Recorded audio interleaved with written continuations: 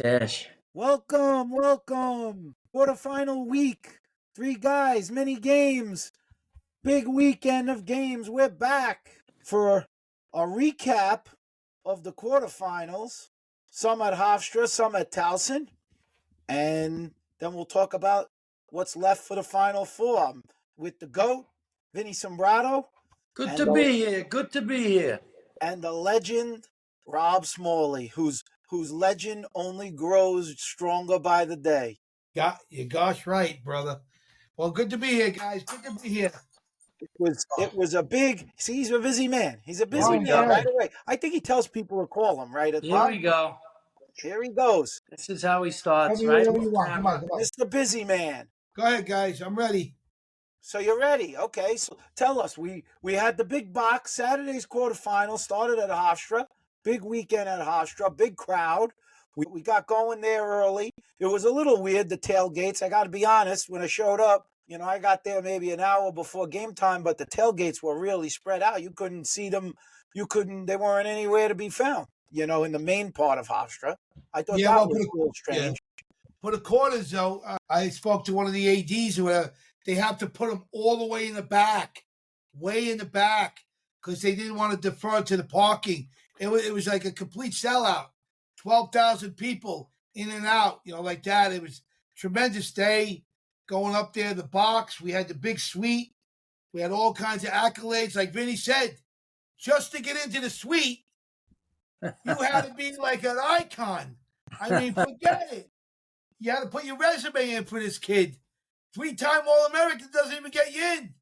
It was certainly a spectacle, and it started off with Notre Dame taking on the only team that had beat them during the year, Georgetown. Everybody was looking at that like, maybe the Georgetown had solved the riddle of Notre Dame. And to be honest, it really wasn't even that close. From the start, Notre Dame just dominated the faceoffs, dominated possession.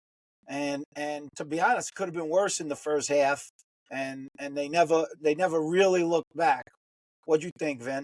Well, I thought that to go back, the setting was great. I thought Hofstra did a great job of hosting. From what I understand, Notre Dame was on the other side of the campus across Hempstead Turnpike.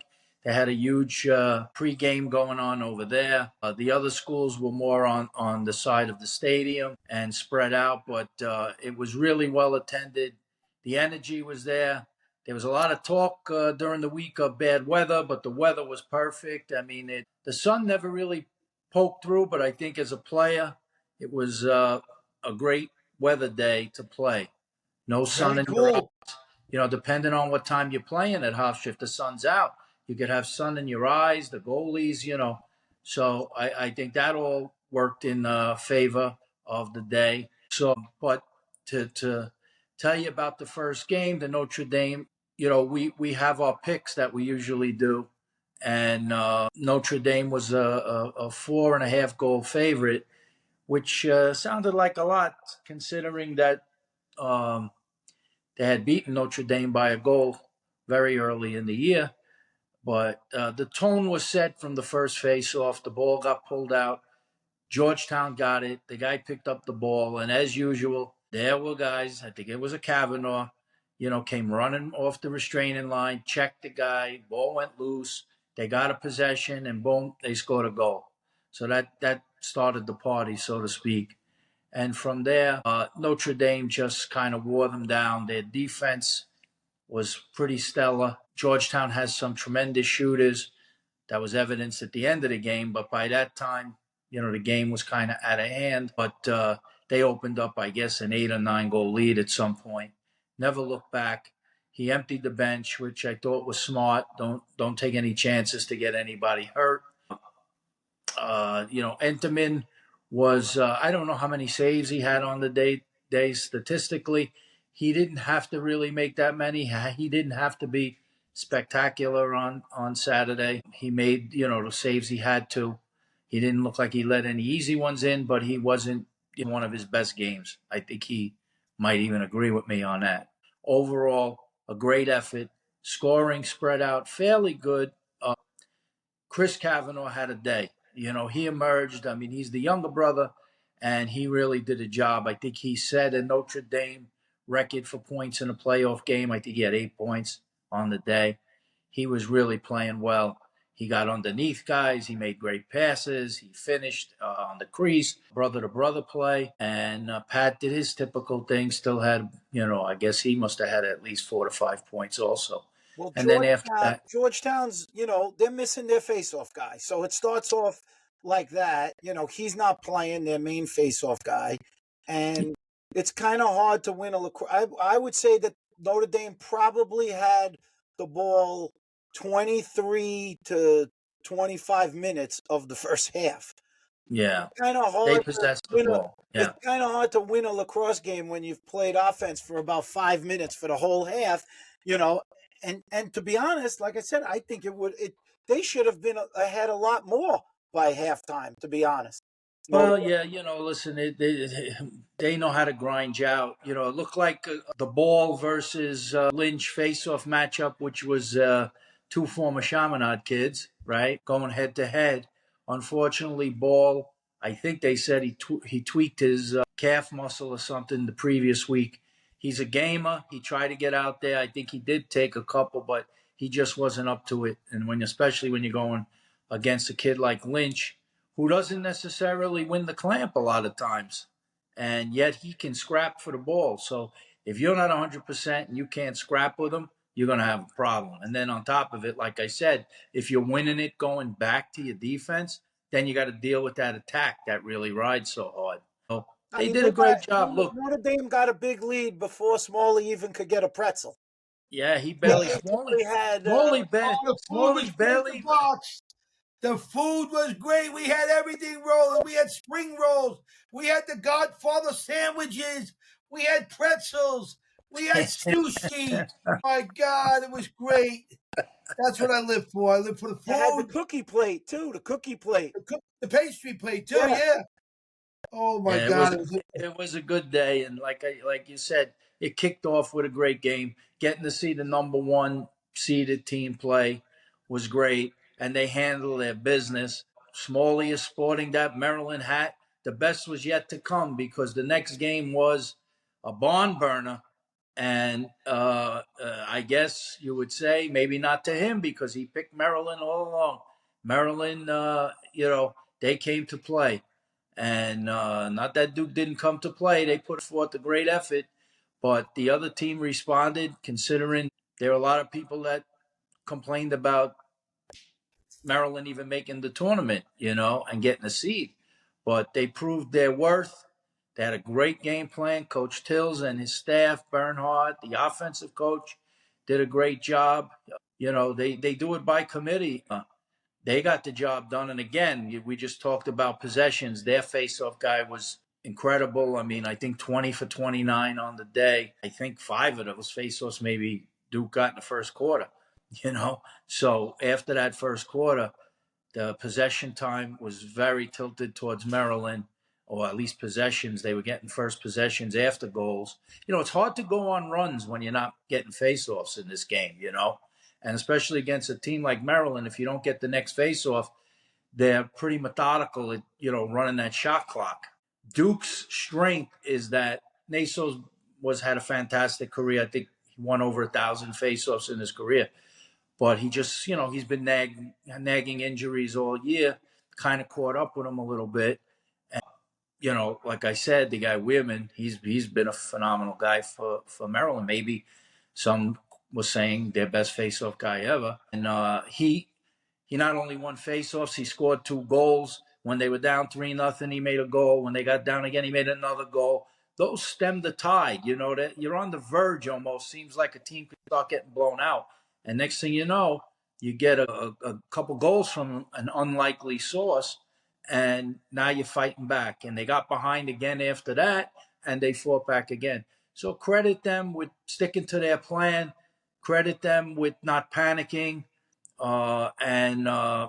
Duke had a fine season. Some people might say they underachieved, as a number 2 seed. You don't want to get knocked out in the quarters as a 2 seed. But, it almost was looking like you might have a all ACC Final Four, like a repeat of the ACC tournament hey the week Vinny, before. I'm sorry. I hate to interject. You're on a roll. Sorry. Let me just bring out a controversial point, and you're very good at this. Elaborate on this point. Part of the game when it was tied 10-10, I believe Maryland went up 11-10. Then they got the ball somehow, and they shot it. And I was looking at the referee. He was 10 feet from the goal, directly looking at the play, and I saw it from up top. We were in the suite. I said, "It's a goal." I could see it. It hit it up. I know you're gonna say I'm crazy. I can't see, but I saw that. But anyway, what happened at that point? I was confused. Are there any red flags where you can throw in? Then somebody said you can't do that because the referee's got to blow the whistle. What is the call on that? Well, he did throw the flag. He did throw the red flag, Tillman. Yeah, and Tillman wanted the guy to pick it up because he thought they were going to review it. He didn't want to lose the timeout. So some guys went on the field. They actually blew the play back into action. They had to adjust the clock. I'm not sure. I don't think that happened at 11:10. I think it was They were up two. 11:10 when Duke got a goal, when Charles Balsamo On 11-11, at the end of a shot clock, he made a pass to a cross crease, a skip pass with, well, and it was a 3-2-1. The guy shot it in right before the buzzer went off. So, that I think tied it at 11, and you would think that, maybe Duke was going to take off from there, or, that gets you disheartened when you play great defense for 79 seconds and then the team scores a goal like that. That could break you back a little bit late in the game. But like I said, their resiliency, maybe the story of this whole thing is going to be, Maryland's resiliency. We could go back to when they came into town. They had a bus breakdown on the Cross Bronx Expressway. Yeah. That's not exactly a fun They spot broke to down. be broken down on. They had a Uber guys in. They They had were all taking the time. Uber. Yeah, so Two listen. guys took Uber with their luggage. Only two guys could in the car. They had they had a cool. luggage. Yeah. You got all kinds of cross equipment, and that started on Thursday, and they got to Long Island. They had a great practice over at Chaminade, and like I said, sometimes adversity creates something that you can't bottle. Like it brings a team closer together. It's like, okay, what else could go wrong? You laugh it off and you go out and you play really hard. Look, whatever happened worked. Let me just jump in there. I'm sorry, Vin. We went a little off course, and I wanted to hear you what you had to say. My point was, when they had scored that goal, that controversy goal, they let it go. They rolled it out. The play was on.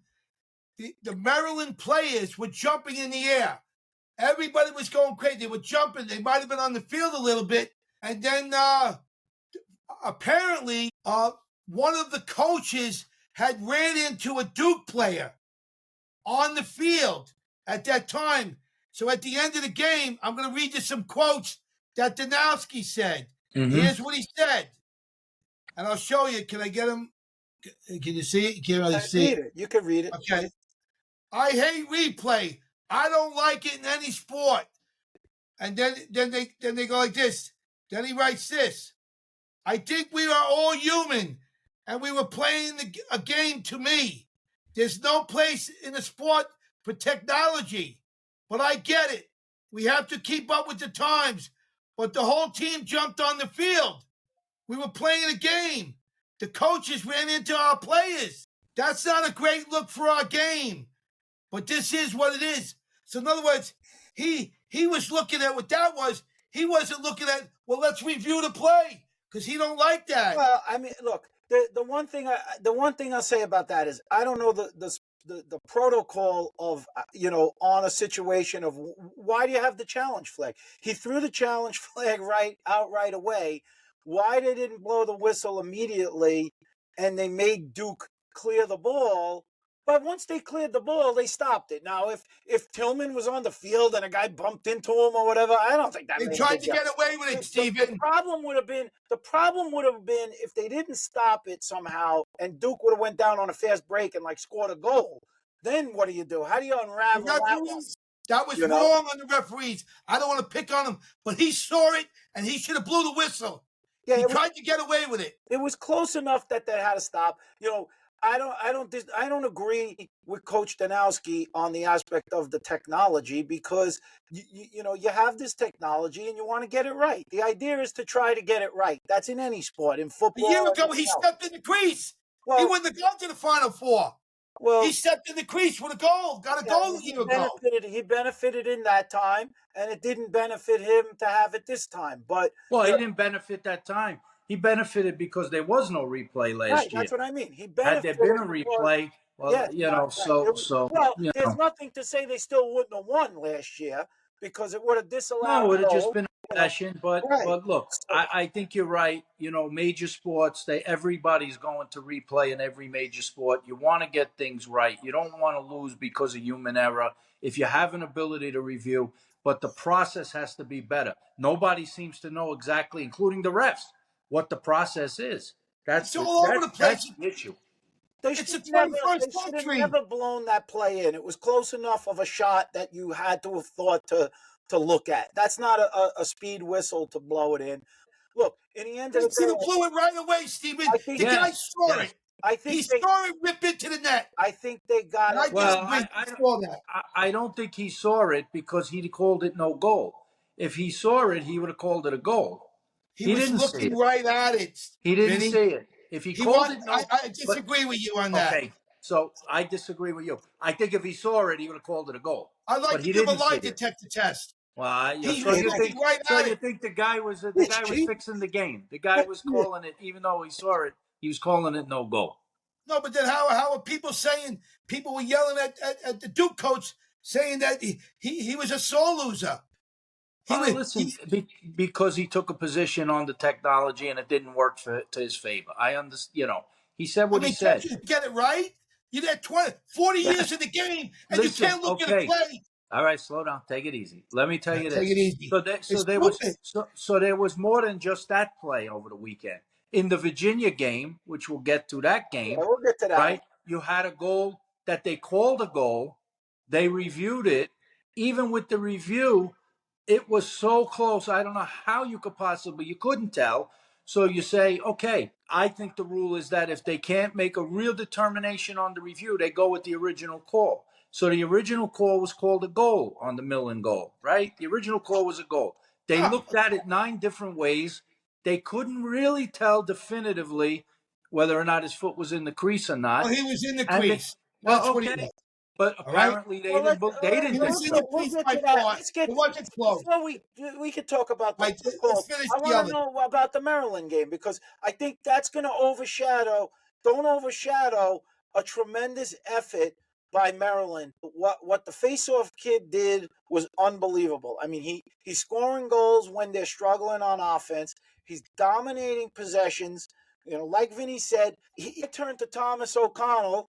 You know, former Maryland player in the box, and I said they're never out of this game because he's getting every ball. And even if Duke they can't get on a run, Duke, because even if they score a goal, they're never getting the next possession. And Maryland has the capability of going on runs because he was winning them so easily. But I kind of found it fascinating in the box. I told him, I said it was like if you saw Rocky Four when Rocky goes to Russia and he's fighting and everybody's against Rocky. And by the end of the game, they're all rooting for Rocky in the movie, right?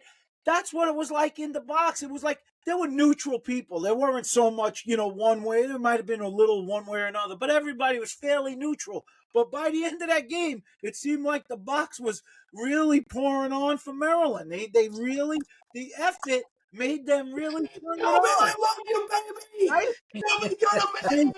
You're my favorite in the game, Tillman. I love you. It was it was Woo! it was tremendous to see. Like maybe it's the resiliency, like Vinny said, the adversity, the bus ride, put it all together. They ordered 43 chicken parmesans at Vincent's. What a I'll tell you trip! right now, the defensive coach, you guys don't even know his name. You guys could, big experts, 20 years in the game. Neither one of you can even tell me the defenseman's name. But other than that, without picking on Well, you guys, other than the fact that it's Jesse Bernhardt. Okay, go ahead. oh, I knew it, Vinny. I gave him one. I threw it to the goat. Goat, you did it again, goat.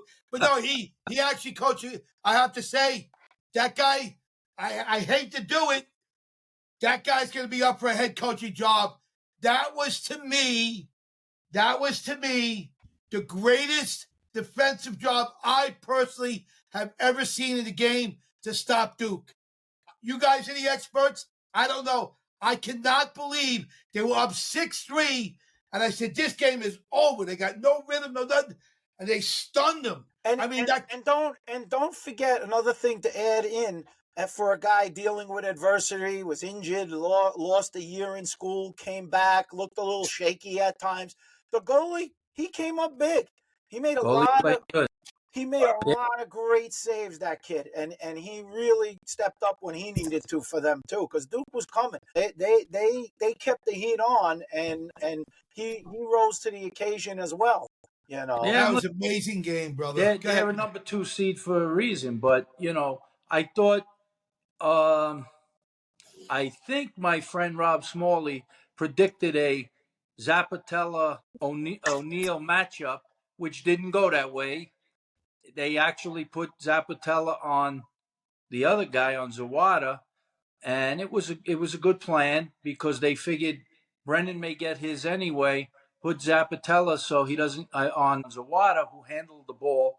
Knowing Tillman, he probably broke down how many possessions all year this guy handles the ball first, and they looked at it and said, we could put Zappatella on O'Neal, but maybe everybody else might start hurting us if this guy starts distributing. So they took the chance and they decided that was a better way to go, and it worked. For the most part, Zawada was pretty They much slayed the erased. Lions, Vin, man. Vin, Yeah, were you surprised? Look, that's an adjustment, right? That's a good coaching adjustment by yeah, Tillman. He does a yeah. good adjustment. He scouts it out, makes a decision, and goes with it. It works for him. Were you surprised, Duke, after women is dominating, that they really don't really make too many adjustments on that? Where they didn't go to a poll. They didn't, the backup guy didn't really get that many reps to maybe give him a chance to get comfortable and maybe, try a Well, few. listen, I'll answer like this. We talked about technology for the. We're talking about technology to review goals and stuff like that, penalties, whether it's a minute or 2 minute hit to the head, all of that kind of stuff. But I think what Tillman, who's been ahead of the curve on this, he's been walking around with that iPad for a few years now. It's not just this year he started with that. And he walks around with that thing. And maybe some people say, well, how does he coach from looking at the iPad all the time and all? But in real time that he's looking at replays and seeing things, he makes adjustments along the way with that also. Smalls, are we boring you? Yes. Yeah, I could tell Sorry. you. You're reading your text. You got all of a sudden you became too important to pay attention. Vinny, come on, get with the roll. You're on a roll here, kid. Put butter on the roll. Anyway, yeah, so. I always got to give him admonitions. Exactly. So anyway, In other words, what you're saying, they think Tillman's a nerd carrying the thing in his hand. not That's a what you're nerd. saying. I don't think people fully understood why he does what he No, does. they make But fun of him, but Vinny. I think that's what makes him, a great coach, is that he's willing to do these kinds of things. But it gives him an ability watching that. And we had these conversations. We're not here yet, but I always said I thought the next phase of lacrosse is like football, to put a guy up in the box who sees things and coaches wearing a headset. Like an NFL football coach So would. then to get back to it, why no adjustments on the face-off when the guy is dominating I the don't know. I can't answer that. Especially forget about when you say adjustments. Just try another guy. I think the kid Cal Gerard, when Naso pulled, whatever he did to his calf, I think it was, or whatever his problem was, when Gerard got in that game that day when that happened, I forget which game it was, but he did a really good job. I thought he's dangerous. He's speedy, strong, and I said to myself, this guy hurt himself a little bit, might have, opened the door where they saw that, hey, wait a minute, this kid's more capable than we think. And if we're in a pinch, we can go to him. But they never went to him. Like I said, I think he took one. It didn't make sense to Finest me. halftime adjustment, Vinny. That's the finest halftime adjustment I've seen since I've been back.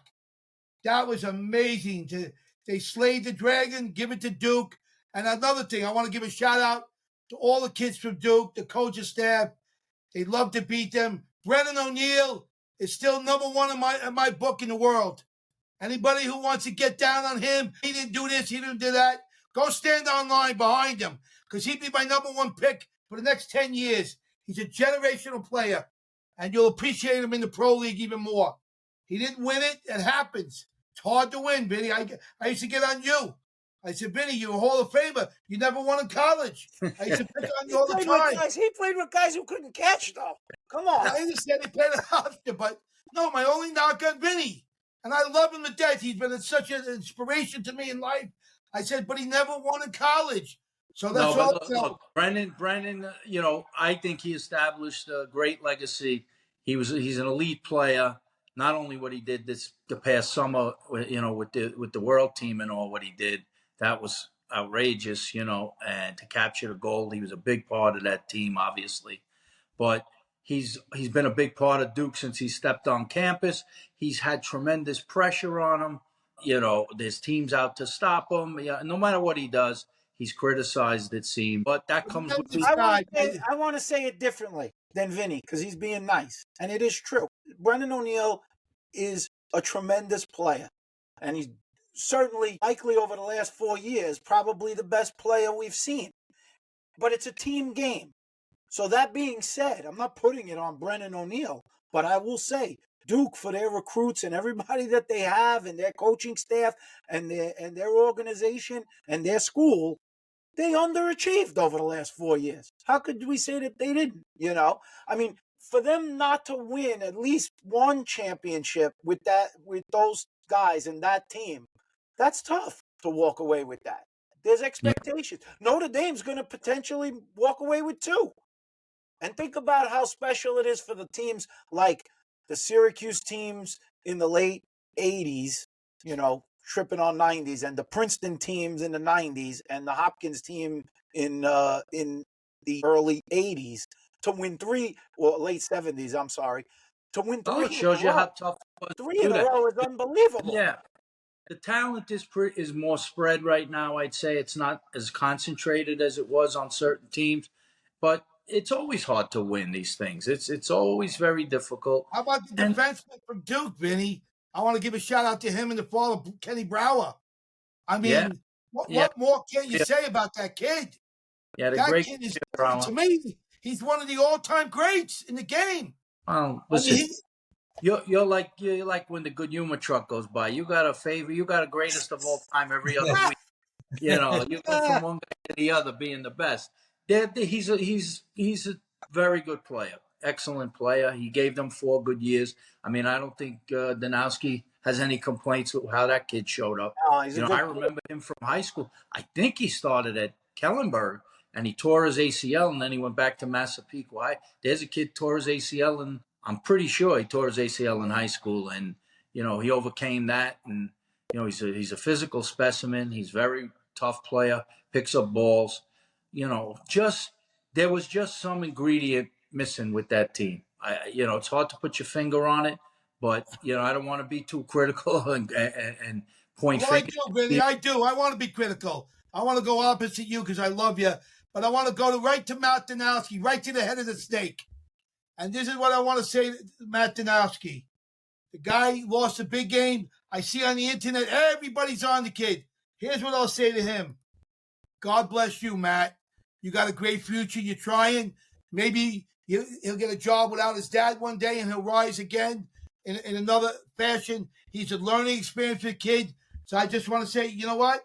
He might be down now. He's trying, and maybe someday he'll win 3-4 national championships with another team or something like that if he doesn't stay. I personally think he's going to be the next head coach at Duke University. That's my opinion. I know I'm going to get a lot of lashback from the parents and people, but I think that's the way to go. And I just want to say God bless to Matt, who had a tough game and he's getting hit on really, really hard. So I'd like to have some compassion for him. Like my dad taught me, don't kill a snake when it's down. You know what I'm saying? Well, it's not so nice you're calling him a snake, but there's 2 types of snakes, Vinny. You were a snake with the You know, women. cuddly I'm a type snake. snake. I'm a real You know, snake. a cuddly type snake. The cuddly version. You know what I'm saying? I think he's Man, trying to say, look, I mean, look, I they've didn't got mean a tremendous snake. I meant, talent, you know but what I mean. does it go to coaching ultimately? Listen, I think a lot of people are saying that Tillman outcoached them in that game. Maybe, there might have been strategic things You like, guys don't want to come out. You're throwing them under the bus. Basically, you're looking for regime changes here. Who It is? might, it might happen. You guys Where'd you don't get that know. from? I, Where did yeah, you I get mean, that from? You From don't what have I the said? crystal. Well, I'm saying you don't have a crystal ball. You don't know if a new coaching staff is going to come in. I mean, it's a big loss.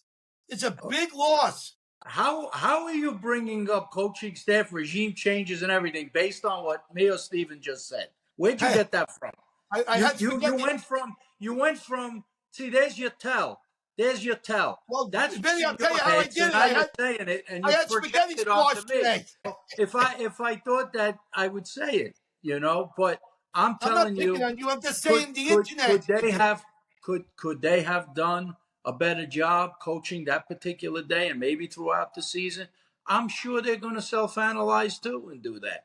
But the bottom line is, you could put players in perfect position to do everything. It's like a football play on offense. Every play is designed to score a touchdown, unless you're trying to kill the clock and run out of What bounds. does that have to do with what we're talking about, Vince? What it Do has you to do, believe? what I Do you had, believe what it there should has be regime change? Do you believe in change? Do you believe in coaches should come in there? Is it Well, over? that's not the right question.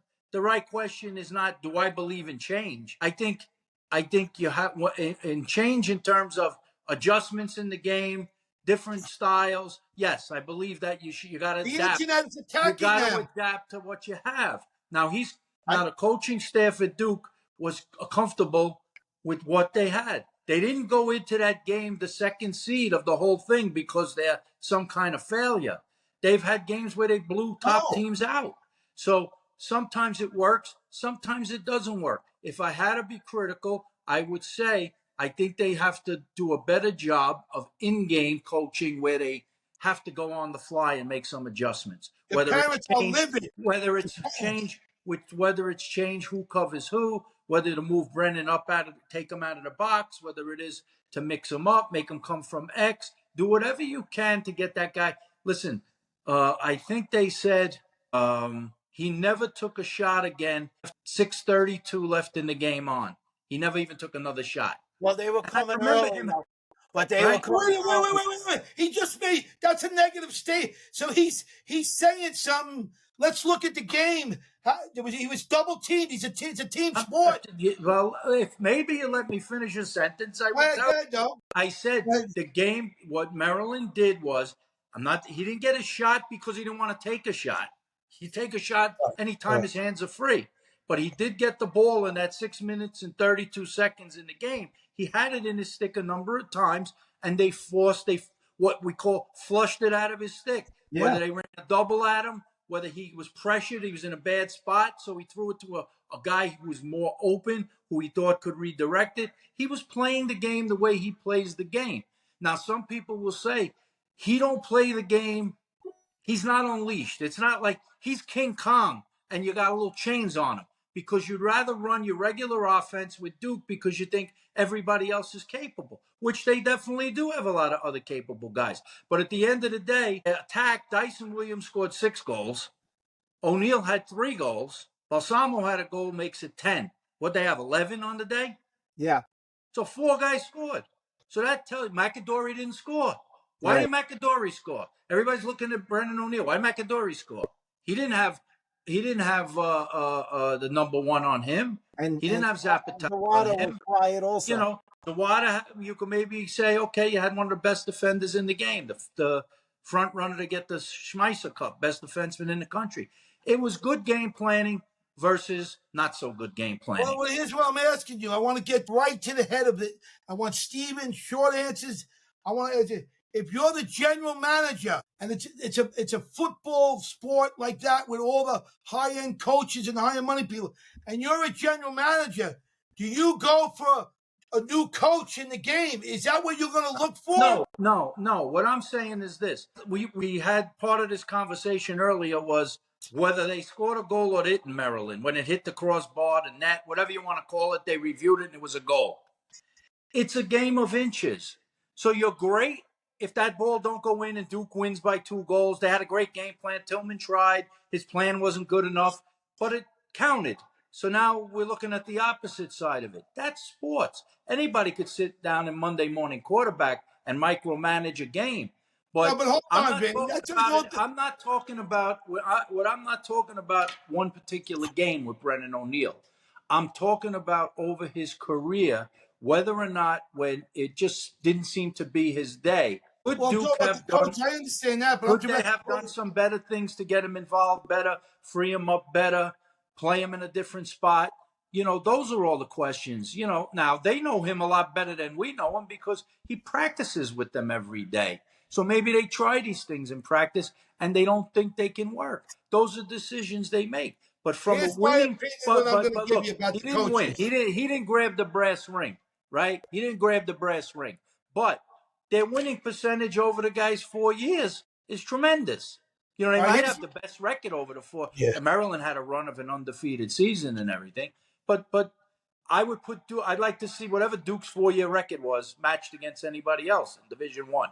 And you're Here's talking what I about want to regime do for change. coaching right now. Say that again. I'm gonna give Matt Danowski a 3-year. I'm gonna get killed. This is how they're gonna do it. This is what I believe they're gonna do. I believe John. I believe he's gonna retire, and his son's gonna come in. I said a 2-year contract. I think they'll give him a 3-year contract, and they'll take over the team as they build a new thing and give him a chance. That's what I think they'll do. Now, what do you think they'll do, Vinny and Steven? I don't know that he wants to leave John Danowski, and I don't think they're going to push him out. So he's had success. I said, what do you think they're going to do? That's what he's going to stay? I think he's going to stay. I don't think Okay. he's going anywhere. All I right. think in the short term, I mean, he is getting older, so I don't see him there forever. But I don't know that this is the year he's out in.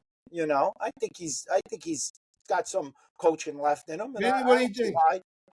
I think that John loves what he does passionately, and You I think he will stay and try to recapture a national championship.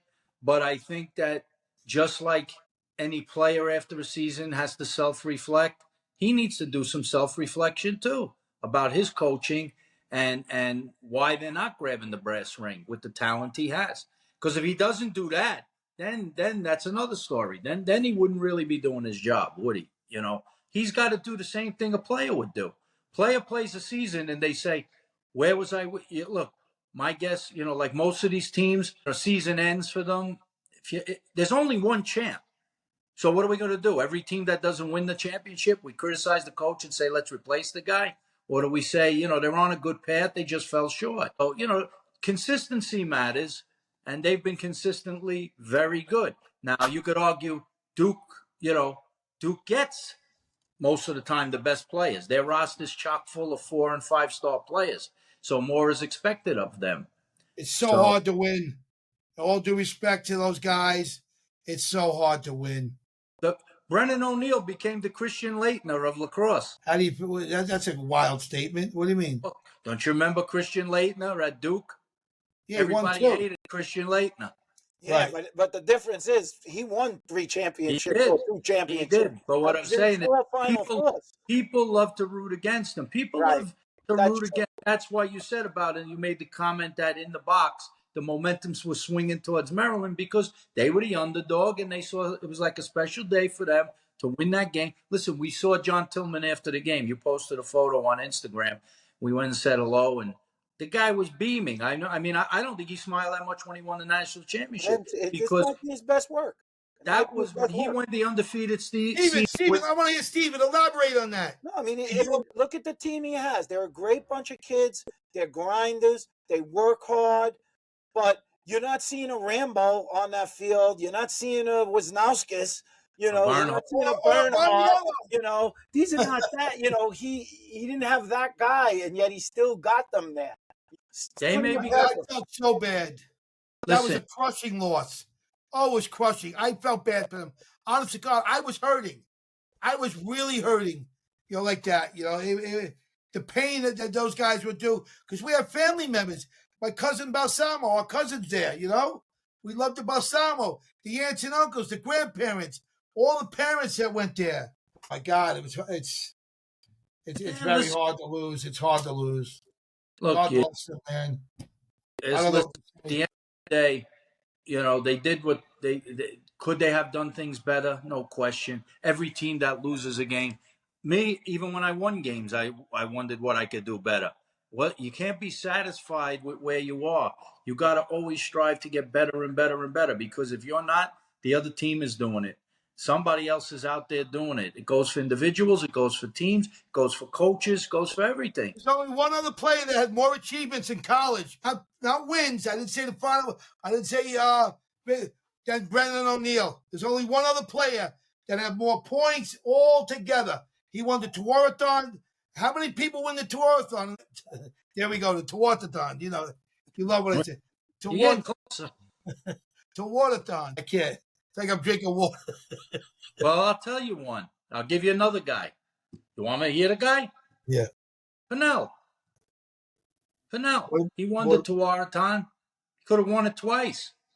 He left college as the all-time scorer. I don't know how many. He's 4-time first-team All-Ivy. List his accolades. Take your 2 pages to write them all out. And yet, and 3 seconds. This guy is a generational player. Because he didn't win, all you guys are on the internet writing and doing all these things and saying, tell me a player in the last 5-8 years that's better than a Brendan O'Neill. I don't see it. I could be wrong. You're judging on individual talent. Some people might tell you Wisnauskas was better. He won a national champ. Some people might tell you Bernhardt's better athlete overall. Some people, you can go down a list of guys. Some guys might tell you Kirst is better than him. Look what he's done. He won a World Cup. I just gave you a number of guys whose statistics rival what he did. You're talking about what he done. What he did, what he done. But they never won the USA. They weren't on the USA team. He was on the USA team. And he did MVP, all world of the USA. He came through big for the USA team, but of course, look, he was given an opportunity. I'm not saying he didn't deserve the opportunity, but his college coach was the head coach of the USA team. So Steven, one more question, then we'll move on. One more. Steven, if you switch heads, that coaching staff is coaching over there, and Tillman is coaching over at Duke. Does Tillman win a national championship at Duke? Is he that great? Is he the Bill Belichick of the game? Well, the only thing I would say with that is I really wonder how many of the guys on Duke Tillman recruited. He's good because he's getting the style of guys he wants. Would he, if he was at Duke, would he be recruiting a totally different type player?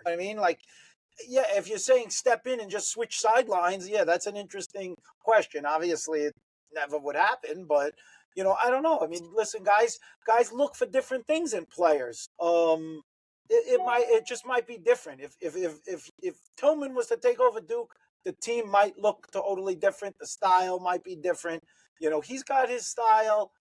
It's successful. I defy anybody to tell me anybody works harder than him. I think he just outworks everybody. He's certainly the most prepared, and it pays off. He's just always going to be there. And, it's hard to pick against him in these things. Let's give him a big hand. He won the big game, Tillman. Yeah, he did it. You are the king, Tillman. Enjoy, brother. And so that took us to Sunday. That was only Saturday. Imagine that. That was only Saturday. Yeah. We spent a lot of time on the Duke team. Then we get to Sunday, and Smalley's other group, the Cubes. Oh, I got killed. They got to go up against the stingy defensive Denver team. What's your thoughts there, Smalls? I give Denver a lot of credit. Vinny had said it. I had doubted Vinny. I said, I don't know about the Denver team.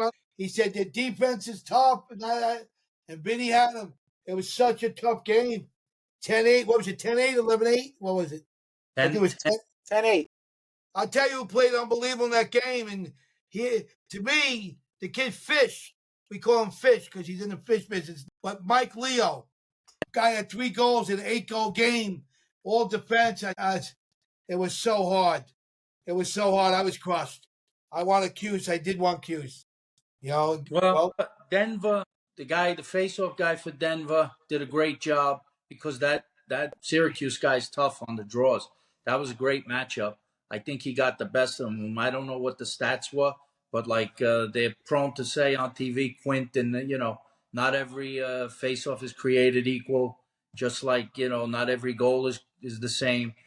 Penalty, but he did a good job of getting them when he needed to get them. I think watching the game, the announcers said something like they threw out a stat that 3 goals for Syracuse in that first half was like their lowest output in I don't know how many years. So they really got stymied. Clearly, they didn't do they. It's funny because you thought that maybe Denver would put a wrinkle in defensively, because we always talked about that Syracuse has this high-powered offense. But it was funny because Syracuse came out in the zone in the beginning of the game, which they hadn't used a lot during the season that I noticed, So I think they threw something out to throw a wrinkle out there. Maybe they're trying to protect their goalie. Their goalie hasn't played great all year. Maybe they figured, play a little zone, make them take more outside shots. I thought that kid was very good, the transfer in, but he seemed to, lose a little confidence towards the end of the season. But they bottled them up pretty good. They did switch Leo to attack at some point in the game, and he's got snappy wrists. He uses a pick well. He got around the pick. He only needs a little daylight. He can put it in those low corners pretty good. And he made some nice shots. But they were struggling for offensively. Hiltz was really quiet. He made that nice one dodge where he basically beat 2 guys to a stick fake and put one in, going to his strong hand. Spallina, just was not his day. The guy covering him is the perfect kind of cover guy against him. The guy played patient. The guy played position. The guy got through picks. The guy didn't really let him get hung up back there. So, it was a tough day for him. He's another guy that, people watching, they can't wait to see when he gets 0-0 so they could criticize him, Right. But he was playing hard. He was trying, but he has to, again, like I said, like it's coaches, you got to reflect on your own game, each guy, and how you fit with the team, and how do I get my team to the next level? How do I go from, they did make great progression, Syracuse, right, over the last years. They went from, what was that, a 3 and whatever team? Right. Now they were, but I do think the majority of people expected them to win that game. I think more people thought they'd win than Denver that game. But I did too. I would have been 4-0 this weekend, Vinny. I was 3-1. Well, Denver, I beat you 2 clowns. I read something. I beat this weekend. Yeah. It's all about you 3-1, again. the 2 experts. Here we go. Denver. We're talking about Denver. Let me give Denver a little shine. Go ahead. You got Matt Brown coming in, first-year coach, right? Following a legendary coach, Bill Tierney, and he's been every part, integral part to them winning when they won the national championship. He's been on that sideline as an assistant a long time. And he's more than an assistant. He's a co-coach. Good for him, man. So he got his shot and he gets them to the Final Four. You got Metzbauer, who left Carolina. This guy is like, whoever picks him up as an assistant, you seem to go far. He's won championships with 3 different teams, I think. So he's there coaching. And you could see, they get great satisfaction from that. And I think you get greater satisfaction when you're not expected to win and you win. When you play that underdog role and you win, it seems to, give you more satisfaction winning those games. Again, let me ask their game plan was a question, Vin. Do you think, Denver is one of these quirky nook type teams? That's how they got those type of guys. From playing against them, whenever we played against teams like that in the field, they seem awkward, but they get things done that are just sort of seem unorthodox. You're like almost not used to playing against it all the time.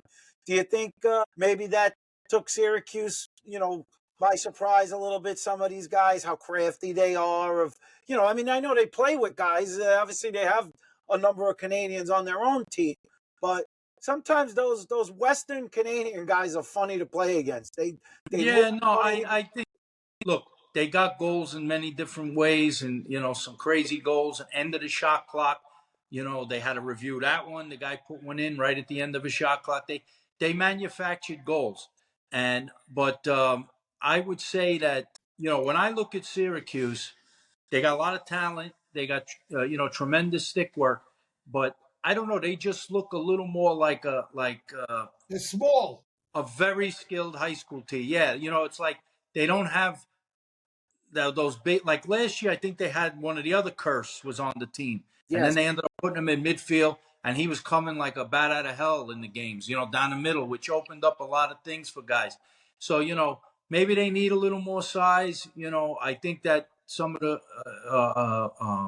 that's a good point. Christian That's a good point you're making. Christian Muley was playing, and he listen. Christian to me is very dangerous. I think he's better when he's Great inside. addition this year. What an addition to the kid to Yeah, go out he's and play a great great. addition to the team.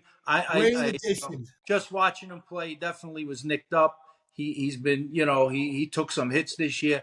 I gotta say, he sacrifices his body for the team because I've seen he's one of the few guys who really sets picks a lot Yeah, and to free guys up. And I don't know what the rule is. I heard somebody say, "Yeah, you're allowed to run through the pick now." So if you're Crazy. 100 and whatever he must be, 150 pounds, and these guys are coming with full speed and running you over, that's not fun. You're going to get hurt. But he didn't stop doing it. He still yeah. does it. I saw Steven, him get knocked around, but look, I think they need. I don't know what Gary has coming in. I don't know. I think guys But are going to go into the portal and leave. What do you think about that? I've been leave. hearing little gestures on the He's gonna computers. lose. He's losing. To me, the biggest thing he's losing is he's losing those two middies. Those Yeah, guys from those Princeton, two 5-year guys out of they make a Princeton big help them a difference. lot. He may They help. lose other people to the portal. You don't know. I've been hearing big stories. I don't want to put it out there yet.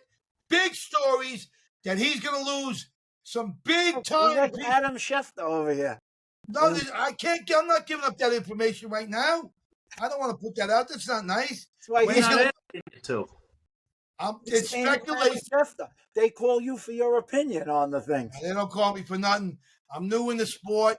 I beat you guys this week. I'm 3-1. Give me a little credit. I climbed the ladder over the last few years.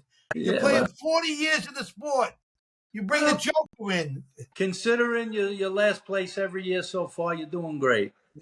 I Last like place every year. I like you right where you The are. coach is lucky to go 50-50. Steven, you killed him every year. No, hey, listen, it's still alive. There's 3 I games to still have a go. shot. There's Can I 3 games beat? to go. Listen, can a small time guy, little Levittown guy, come and beat Nancy Pelosi? Not Nancy, but I mean Vinny Sombrano. He lives up on the hill. He lives on a Where did big hill. Nancy Pelosi come from? Where did you pull out Nancy Pelosi I in didn't this? mean Nancy. This No, man. guy's head? Well, I tell you why I did that. I Man don't know on the what hill. floats around in this So, guy's head. so, so, so the last game of the weekend was probably the best game of the weekend. It ended up in double overtime. Virginia comes out really slow. Laws yanks the goalie that has started most of the year, and I know he had some Well, trouble. before you say that, let's just give props to Denver for winning that game. Yeah. Give Yeah. props to Syracuse for a great season, market improvement, three 1-goal losses to some top teams. They're going to be a force to be reckoned with. I think Denver, this is their shot. I think from what I read or heard, they got a bunch of 5-year guys. They got a lot of senior. There's a big group going out of Denver after this year, so this is their shot. It's not Vinny, I going to say, be Vinny, gold. But those teams, they'll be back in the mix. I know Syracuse is going to be back in the mix next year. I don't know where Denver, if they can duplicate this season, with having to replace so many guys. But I'm we'll see. afraid in the portal. I think guys are leaving other teams. I'm really nervous to see who's actually going to be on the rosters next year. Well, we'll have an episode on. All right, let's talk about the last game, They're going to start going. They're going to start going into that portal. That last game was the double overtime game, and it went back and forth. It started out not so great for Virginia. They pulled the goalie. They seem to have some goalie issues there, and they battled. Hopkins surged ahead, and then just couldn't hang on. Virginia put it into overtime. We'll talk about the controversial goal, the crease goal, and the grain footage and the blue lines, and I mean it's all over the internet of all of that. Yeah. The one thing I want to say on the end, the ending of that game as it went into the fourth quarter and overtime is let's give credit to Virginia for getting the goalie issues that they have. And I think the other guy came in, he made a couple saves in overtime, not the greatest shots in the world, but Virginia's defense, they weren't even giving up shots. Yeah. Like they're not even giving up, like they put the clamp for long stretches of time. Oh, did they? Where they weren't, the other team wasn't even getting a quality shot on the goal. Yeah. Their defense definitely stepped up big time. And of course that helps a goalie. So they're not getting good shots. They did. They created, but both teams were kind of playing clock. They were taking long possessions, and then when they really couldn't get inside, they're forced in that last 10 to 15 to take what are not great shots, or they end up forcing a pass and turning it over. That was a hard-fought game. That was, look, I think Hopkins, the way they play, I think they felt, their best chance of winning was not to get shootout with Virginia. It was better to keep that a low score and then try to steal it, at the end, which they nearly did. They played well. The goalie I thought was very good. I thought their defense played well. There were so many things that, I did think that. So, you wanted to talk about that goal. That was a huge goal when Millen. Let's talk about that goal. Right. Yeah, he makes a hard dodge to the cage and he gets underneath and he puts it in. They call it a goal and they reviewed it, and looking at it, it's almost impossible to tell. So by the letter of the law, based on how they had originally called it, it's the right call. What can you say, All right, I'm sorry. I have to disagree with that because I didn't see any. Usually, like when you see the sideline of a football game, you look for a little space in between, like if you see any grass or green. And he clearly was on it, just very heavy. I didn't see it clearly on. Hold on. Then when he pushed off, he leaned up and pushed off. He was 100% on the line. I don't know. I didn't see it that way. If you had the right footage on that, he was clearly on the line. I think the problem was there wasn't the right footage.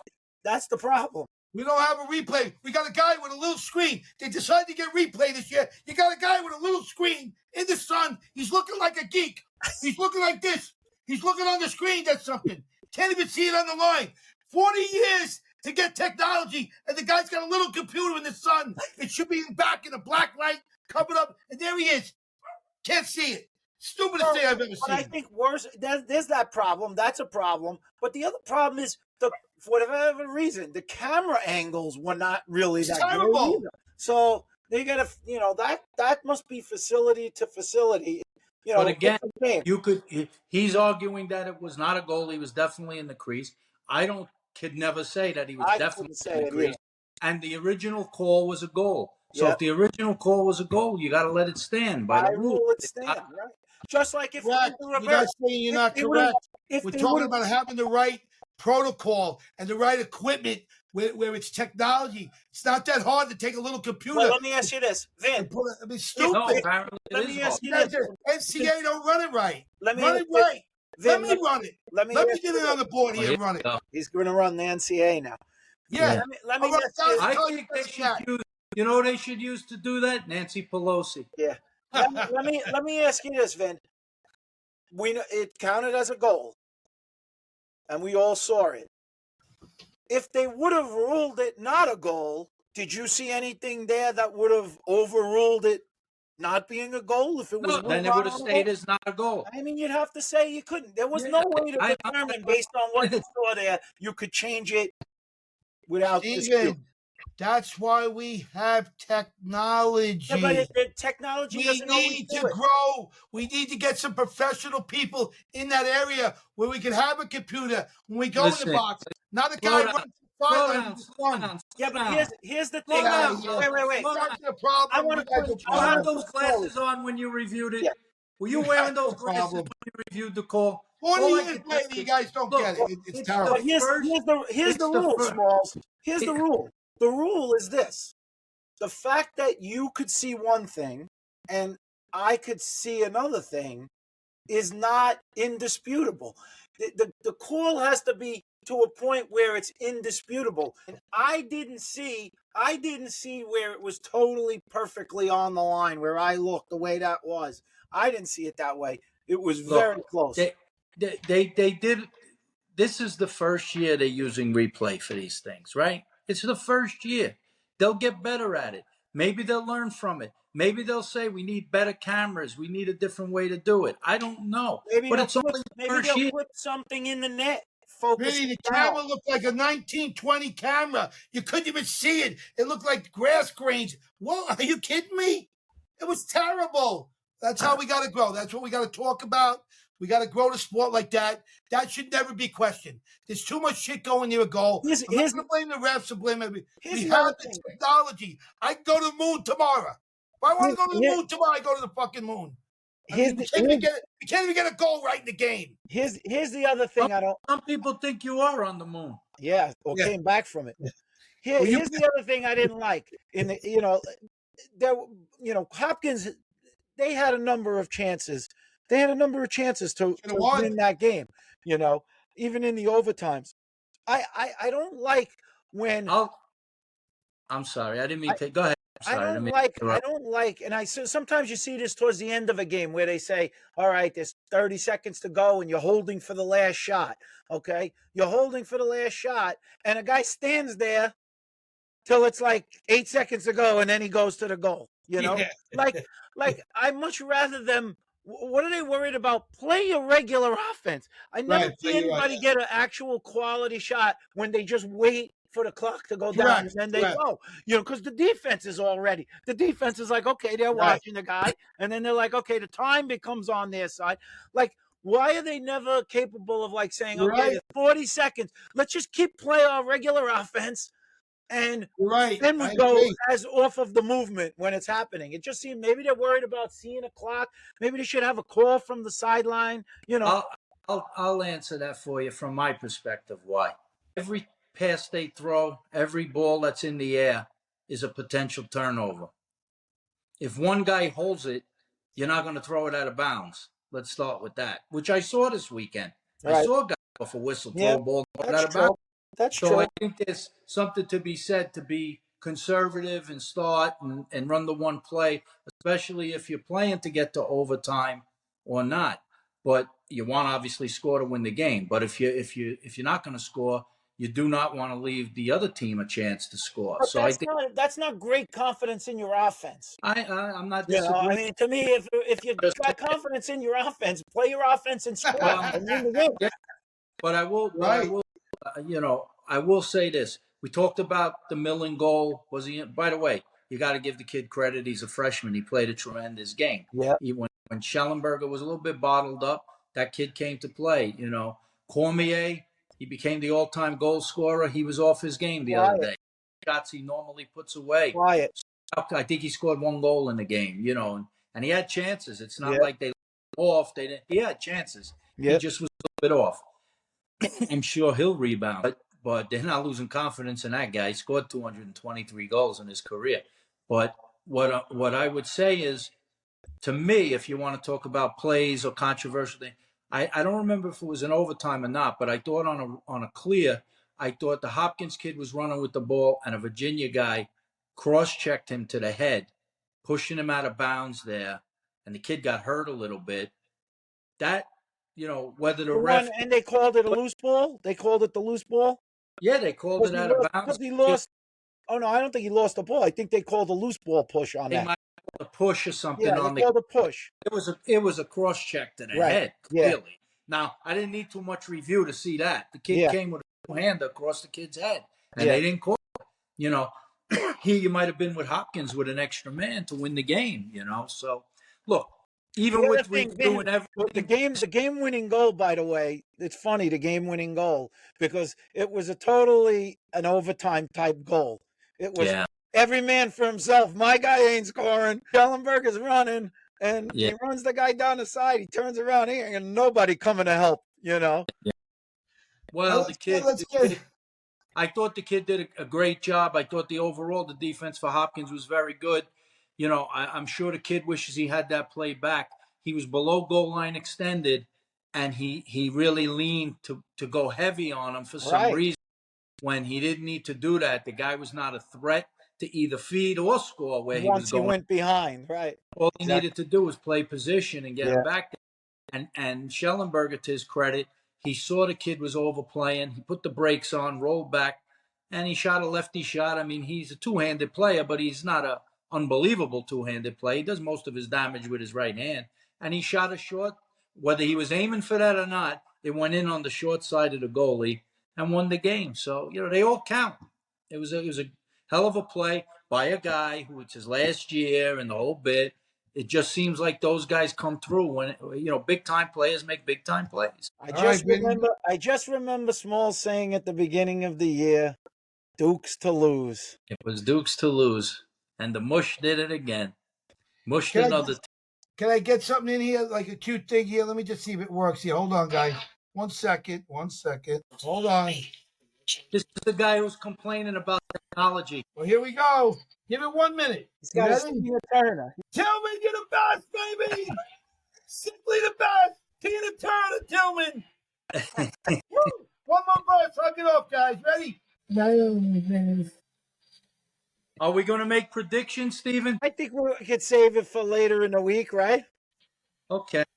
We'll save it for later in the week. We maybe we'll have a guest rolling into the finals. It's a big. I'm ready to make it right now. I'm ready to go right on the Wait, record. I'll give you the lines. I have the lines. All right, we can do it right now. I'm ready to go right on the record. Let me pull it up. Let me get it right out. This is Final Four time. I'm gonna go first because I just think I should give you at least a chance. You could do whatever you want. You're in the lead. Yeah, that's what I'm saying. I'm gonna this way you could decide whatever you want to pick. You can decide based on. I'm not basing it on what you pick. I'm basing it on what I pick, no matter what. The first game is Denver and Notre Dame. Notre Dame is minus 4.5. Wow. Jeez, 4.5. I'm gonna go with Denver. I'm gonna say they're gonna slow it down. The face-offs will be a fairly even battle, and I'm gonna say they keep it close. I still think Notre Dame will probably win the game, but I think that Denver can keep it close enough within that 4.5. I think it'll be a close game. I disagree with that. Go ahead. I say that the camera, it's going to be too much. It will be close. I agree with you that to a point. Then I just think towards the third quarter, they're just going to fade away, and they're going to win 15-10. That's made it by a half a point. He's got them covering by half a point. That's how it's supposed to be. I mean, when you said 4.5, that's again a perfect line. It definitely would split guys. Right. With Go ahead, Vincenzo. You've been wrong all year. You've been wrong all year, Vincenzo. Try to catch your brother. I'm gonna go with Notre Dame. I mean, I thought Georgetown would be tough for them with the 4.5. I still went with Notre Dame. They almost squeaked it, but that was because they emptied the bench. I think that I just think that the face-offs will be relatively even, in my opinion. I think that you said these quirky players that they have and all. I just think that Notre Dame's D is going to be a little lockdown on them. I just think that Notre Dame's D is really coming on. So give me a score, Vinny. Come on, Vincenzo. And I'm going with Notre Dame. What score though, Vinny? Give me a nice score for you. I don't think it'll be as high as what you said. I'll say 14-6. Wow. That's a ball. If I was going to say a score, I'm going to say 11-8 Notre Dame. I would think could win the game, but I don't think they're going to cover. It'll be 11-9, something like that. The other game is Virginia is -2.5 against Maryland. Wow. I don't care. I left that game. I don't care if they were playing King Kong. I'm picking Maryland. I'm not going against Tillman. No way, no chance. I might lose, but I'm not picking against them. There's no way I'm picking against them. I'm picking Maryland. Go Well, ahead. I was just thinking here, I might have to do the unthinkable. I want to give a shout out to Terenzi, a local player who I had fortunate to be an owner in the summer league with Mr. Terenzi. Right. I believe Terenzi's going to have a big game. Wow. Wow. I'm That's looking for Terenzi to have a 2-goal game in that ooh, game baby. to tie it. But then I just think you tie it in the fourth quarter, it'll be tied at the beginning of the fourth quarter. Then I think they'll float away. I believe I'm going to say Maryland's going to win by 3, 13-10. So you're picking Maryland Yes. to win the game, even. Yes. Okay, that's good. I like it. I mean, I don't know. I just think. Got to think about this. Hard to go against Maryland, not only because of Tillman, but that face-off guy. Yeah. That face-off guy, if he can dominate, and limit Virginia's possessions. I mean, look, they're a high-scoring team, but Hopkins held them down to what, 11? What was the final? 11-10, right? They held them to 11. I gotta like Maryland with the goals. Okay. That's a sweep on the Maryland. All right. Well, we're really close to the end of the season. Just a preview. By the next episode, Smalls, you gotta have to pick your Smalley Awards. All right, I'm game for that. I think it's important to give them an opportunity to win in the playoffs decide your Smalley Awards. There might be a guy who sneaks in there based on how he performs. Yeah. And Toronto, I right now I give the edge. I told you I'm giving it to 2 players this year, and they're ahead right now. They got to win it, but they're ahead. I give it to the Irish kid and the goalie. Yeah, Notre Dame right now. They're probably the two. Both Irish. Right. No, Enterman Scandinavian, I think. So the other thing is, obviously, once this college season is over after this weekend, we're not stopping. Season 2 is coming, and we're coming with the Pro League. Oh yeah, we got PLL action. Yeah, we got PLL all summer long. Yeah, we're gonna have to have Matty Palem on one day. We will. He wants to come on. He could straighten out all this controversy with Smalley. I mean, come on, Vinny. Let me add one last thing. I know I was passionate. Think about it. It's the first year to get technology. Just give me a chance to rant. Give me a chance. Let's have a little computer this big. The sun was beaming. Get a computer. The referee goes over with his big fat ass. And they're all fat, by the way. They got to lose weight. And he's looking in the sun. You can't fucking look at the computer. Get the fuck out of here. This guy with his mouth. Excuse me, I'm scratching out. But we got to get better technology. Come on, guys. Give me a break. The only technology we need is Vinny to get better internet. That's all we need. My internet's bad today. It's happening. We're in the 50s. You're in the 50s. That's it for the whole day? Yeah. It seems it was in the 90s. Shout out, Vinny. Who's your shout out today? Want me to go? Who's my shout out? Yeah, who's your shout out, Stevie? My shout out goes to all my North Shore Lacrosse Club teammates. We got playoffs this week, Thursday night. Got a tough game, semifinals. Particularly Brian Tower, my attackman partner, and he makes me look good. They all make me look good. Keep me young, keep me playing. So that's my shout out. Vincenza. My shout out goes to all the former Chaminade High School lacrosse players playing in the Final Four this weekend. Okay, I'm going to have to do it. My shout out's going to go to, I'm going to shock this shit out of you two. It's going to go to Matt Danowski and his father. I want to say, really, God bless them, man. They took a tough game. They took punishment on the internet, but they will rise again. They will rise again for another day, and I wish them good luck, and God bless them. Signing off, boys. All right, guys, we'll be back. Well, you might get some videos before then, but we'll have obviously a full episode next week after the championship game. All righty. Big hand for the Signing shout out. Talk to We're you gonna later. make it, Vinny. Give a big clap, Vinny. Give Yeah. a big